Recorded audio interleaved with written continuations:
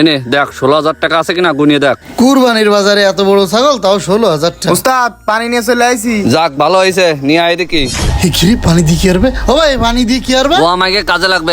ওই ছাগলের কাছে নিয়ে পানির বালতি কাজে লাগবে কষ্ট, কি করবা? ধর দেখ না কি করি, কি কাজে লাগে। আদা এরা করতিস কি? আদা ছাগলের যারা পানি খাওয়াচ্ছে সত্যি সত্যি।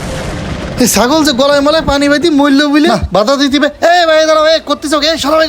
তুই আমার কাপ সরাই দিলি কেন? ভাই এই তুমি ছাগলে পানি খাওয়াচ্ছ কি জানি? পানি খাওয়াই পেট ফুলে আটি নিয়ে যাই, ব্যস্ত বেশি দামে না?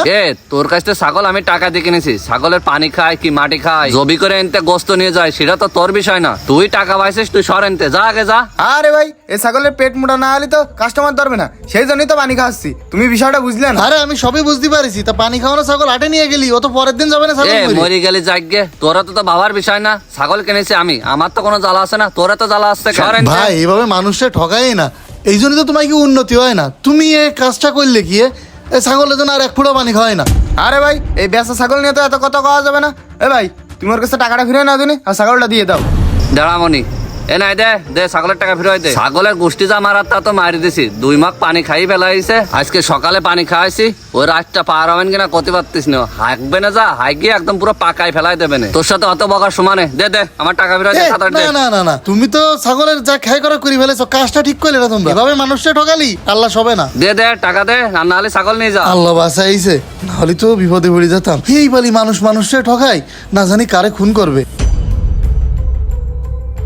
উস্তাদ, এই ছাগল তো ভালো রেটে বেচা যাবে না। ওরে ভালো রেটে বেচতে পারো বলেই তো পানি খাওয়াচ্ছি। এই 1 বালতি পানি খাওয়াতে পারলি সর্বনিম্ন না হলেও 10 কেজি মাংস বেশি হবে। আর 10 কেজি বাড়লি কত টাকা তো বুঝতে পারতিস। ধর ভালো করে ধর। জাহাঙ্গীর ভাই বাড়ি নেই? রানী এদিকে আয়, শুনে যা। কি ব্যাপারে অর্ধেক রাত্রি ডাকাটা কি কিসির? কাঁচা ঘুমটা ভাঙিয়ে দিলে ঘুম পড়ে থাকলে হবে? রাত পলে কুরবানি ঈদ না, তোমার জন্য কোটিং একটা খাসি নিয়ে আসি। এই যে দেখো। কি ছাগলের পেয়াটা তো মোটা লাগতেছ কেন?